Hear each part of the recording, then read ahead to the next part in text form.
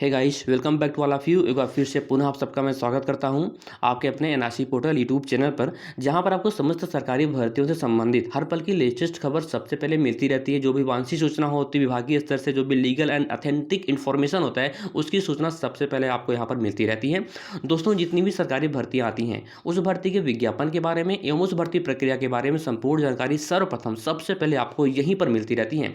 यदि आप भविष्य में भी जितनी भी सरकारी भर्तियां आती हैं, उस भर्ती के बारे में जानकारी सबसे पहले पाते रहना चाहते हैं, तो चैनल को जल्दी जल्दी सब्सक्राइब कर लें, बेल आइकन को अवश्य क्लिक कर लें, जिससे कि मेरे द्वारा किए गए नए अपलोड वीडियो का नोटिफिकेशन सबसे पहले आप तक पहुंच सके एवं आपको मिल सके। क्योंकि ये प्लेटफॉर्म स्पेशली आप लोगों के लिए ही बनाया गया है, जिन लोगों के पास वांछित सूचना नहीं पहुंच पाती थी, स्पेशली उनके लिए। तो आप सभी लोग इस चैनल को जरूर सब्सक्राइब करें। जो भी सरकारी भर्तियां आती है, उसकी सूचना सबसे पहले आपको यहीं पर दी जाती रहती हैं।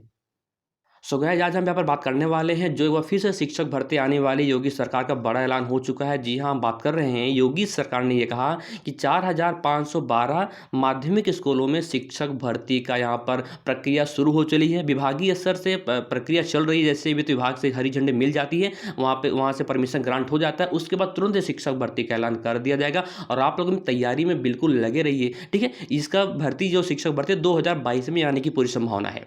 बता दूं आपको, माध्यमिक शिक्षा निदेशालय ने प्रस्ताव पेश किया है। माध्यमिक शिक्षा निदेशालय ने भी स्पष्ट कर दिया है कि इतने स्कूलों में हम कंप्यूटर शिक्षक की भर्ती देने वाले हैं, क्योंकि 4500 सहायता प्राप्त माध्यमिक स्कूलों में कंप्यूटर की शिक्षक भर्ती इसी वर्ष आने वाली है। वहीं पर आपको यहाँ पर सारी जानकारी दूंगा कि आखिरकार यदि शिक्षक भर्ती आती है तो उसकी योग्यता क्या रखी जाएगी, वहीं पर आवेदन कब से शुरू होंगे, परीक्षाएं कब होंगी, वहीं पर आपकी ज्वाइनिंग कब तक होगी। लेकिन सबसे अहम बात है कि आज तक अभी भर्ती हुई नहीं है, तो ऐसे में संशय बरकरार है। आखिरकार यदि ये फॉर्म आता है, ये भर्ती आती है, तो यहाँ पर क्या बीटीसी डीएलएड वाले ही एप्लीकेबल रहेंगे या बीएड वाले भी रहेंगे, है ना। अब इसकी योग्यता पर हम बात करते हैं। सबसे पहले आपको पूरी जानकारी देता हूँ, स्पष्टीकरण। और हाँ दोस्तों, संपूर्ण जानकारी लेने से पहले वीडियो को मैक्सिमम शेयर करना। जितने भी आपके पास एजुकेशन ग्रुप्स हों, जो शिक्षक भर्ती की तैयारी कर रहे हैं, उनके पास इस लिंक को जरूर शेयर करना। क्या पता आपका एक शेयर किसी के भविष्य को बना सकता है एंड किसी की लाइफ को सेट कर सकता है।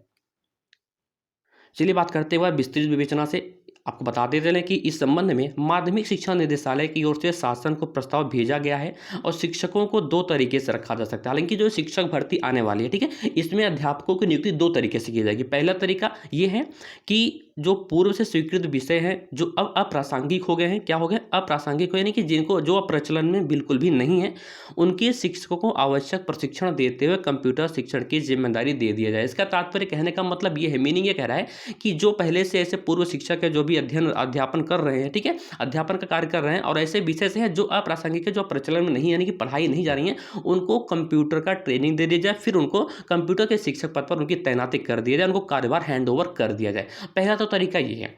यदि ये तरीका गवर्नमेंट नहीं अपनाती है, तो दूसरा यहाँ पर फार्मूला क्या है, दूसरा फार्मूला ये है कि प्रस्ताव जो है संविदा पर शिक्षकों रखने का है। अब इसमें से कौन से फार्मूले को शासन या फिर विभाग या फिर योगी सरकार कौन से फार्मूले को फॉलो करेगी, अभी इसका स्पष्टीकरण नहीं हो पाया है। हालांकि जहाँ तक मुझे लगता है कि जो दूसरा प्रस्ताव है, इसी पर हरी झंडी लगेगी। यहाँ तक मुझे बोले तो 99.99% मुझे ये कॉन्फिडेंस है, बिलीव है कि इसी पर हरी झंडी लगेगी। यानी कि जो संविदा पर शिक्षक रखे जाएंगे, बिल्कुल आप तैयारी करते रहिए, इसी पर ही यही फार्मूला फॉलो करने वाली गवर्नमेंट। क्योंकि आगे आपको बता दूँ स्पष्ट रूप से, आगे चुनाव है, तो ऐसे में कुछ ना कुछ गवर्नमेंट करेगी, ठीक है। तो बिल्कुल आप चिंता न करें, हताश ना हो। बात करते हैं इस प्रस्ताव पर। सरकार वित्त विभाग की राय ले रही है। मंजूरी के बाद कंप्यूटर शिक्षक रखे जाएंगे और इससे पहले कंप्यूटर शिक्षकों की भर्ती अभी तक नहीं हुई थी। वहीं पर अपर शिक्षा निदेशक माध्यमिक डॉक्टर महेंद्र देव ने यूपी बोर्ड के सचिव यानी कि सेक्रेटरी से 21 अप्रैल को ही पत्र लिखकर जिन स्कूलों में कंप्यूटर विषय या फिर शिक्षा की मान्यता है कंप्यूटर की और पढ़ाई हो रही है, उनकी जानकारी मांगी थी। जैसे ही विभाग को यहाँ पर जानकारी प्राप्त हुई है, कलेक्ट हुआ है, उसके तुरंत यहाँ पर प्रस्ताव पेश कर दिया गया है। हालांकि वित्त विभाग से जैसे ही हरी झंडी वहां पर झंडी मिलती है, तुरंत भर्ती स्टार्ट कर दी जाएगी। तो आप लोग तैयारी करते हैं। चलिए बात करते हैं आखिरकार यहाँ पर योग्यता क्या होगी, इस फॉर्म को कौन कौन अप्लाई कर सकेगा, इसके लिए क्या योग्यता रखी जाएगी। दोस्तों, जो आपको यहाँ पर योग्यता दिख रही है, ये योग्यता यहाँ की नहीं, क्योंकि अभी इस भर्ती के लिए अगर कोई भी योग्यता का निर्धारण नहीं किया गया है, ना किसी क्राइटेरिया का यहाँ पर प्राइवेसी का भी क्रिएट किया गया है, क्योंकि अभी यहाँ पर विज्ञापन ही नहीं आया है, तो ऐसे लेकिन प्रचलन प्रक्रिया चल रही है विभाग में। ये जो आपको मैं दिखा रहा हूँ, ये जो योग्यता है, ये है LT ग्रेड से कंप्यूटर शिक्षक भर्ती की, जो कि 2018 में शिक्षक भर्ती आई थी, लेकिन इसके ही समकक्ष इसकी भी योग्यता रखी जा सकती है। ये हम कह सकते हैं कि अनुमान लगा सकते हैं। ठीक है, बात करते हैं कि आखिरकार जो कंप्यूटर शिक्षक भर्ती LT ग्रेड का आया था 2018 में, उसकी योग्यता क्या थी।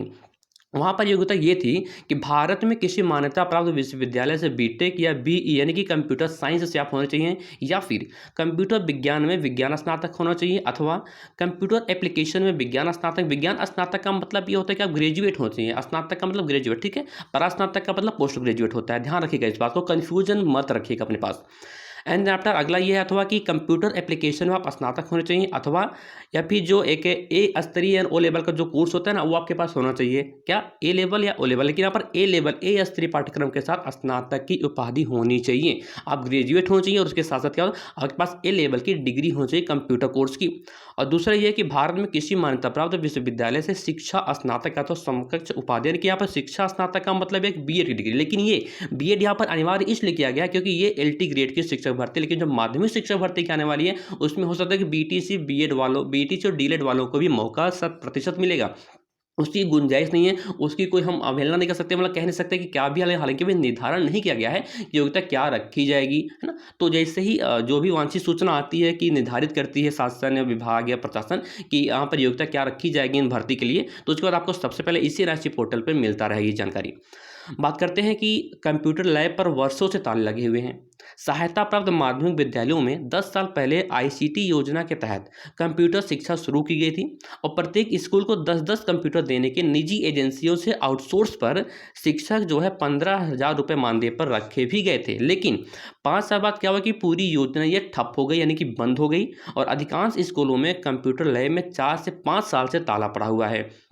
बात करते हैं कुछ स्कूलों में तो प्राइवेट शिक्षक हैं जिनके मानदेय का भुगतान बच्चों से लेकर किया जाता है। जी हाँ, बिल्कुल ऐसी भी कंडीशन है, आप लोग भी जानते होंगे अच्छे से। यहाँ पर आप देख सकते हैं शासन प्रस्ताव को भेजा जा चुका है, हालांकि अभी वित्त विभाग से हरी झंडी नहीं मिली। जैसे वहाँ से ग्रीन आपको सिग्नल मिलता है, तुरंत ये भर्ती प्रक्रिया आपके शासन या विभाग की तरफ से शुरू कर दी जाएगी। और वहीं पर बात करेंगे आखिर इसका आवेदन कब होगी, परीक्षाएं कब होंगी, अभी इसको लेकर कोई भी सूचना नहीं आई है, वांछित सूचना नहीं है, लीगल इन्फॉर्मेशन नहीं है। ठीक है, तो ऐसे में आप लोग वेट करें जब तक कि विज्ञापन ना जाए। विज्ञापन में सारी बातें स्पष्ट होंगी कि परीक्षाएं कब होंगी, वहीं पर एप्लीकेशन आवेदन ऑनलाइन जो फॉर्म है वो आवेदन कब से कब तक लिए जाएंगे, सारी प्रक्रिया, और वहीं पर आपको योग्यता का भी निर्धारण का पता चल जाएगा, और पे स्केल का भी पता चल जाएगा, आखिरकार कितनी इसकी सैलरी निर्धारित करती है गवर्नमेंट। तो दोस्तों, ऐसी हर पल की लेटेस्ट खबर एंड लीगल इन्फॉर्मेशन सबसे पहले पाते रहने के लिए चैनल से जुड़े रहें। यदि आपको कोई डाउट हो, कोई कंफ्यूजन हो, फिर एनी अदर डाउट्स क्लियर करने हो, तो नीचे डिस्क्रिप्शन में मैंने टेलीग्राम एंड व्हाट्सएप ग्रुप का लिंक दे रखा है, वहां से जाकर। और हाँ दोस्तों, यदि आप इसकी जो सिलेबस की एक बात मैं बताना भूल गया, इसके सिलेबस यानी कि पाठ्यक्रम की बात करें, यदि आप पाठ्यक्रम को डाउनलोड करना चाहते हैं तो नीचे डिस्क्रिप्शन में मैंने लिंक दे रखा है, वहां से जाकर आप इसके सिलेबस को डाउनलोड कर सकते हैं। ठीक है, चलिए मिलते हैं अगले वीडियो में नई जानकारी के साथ, नई सोच के साथ। तब तक के लिए bye bye and all the best.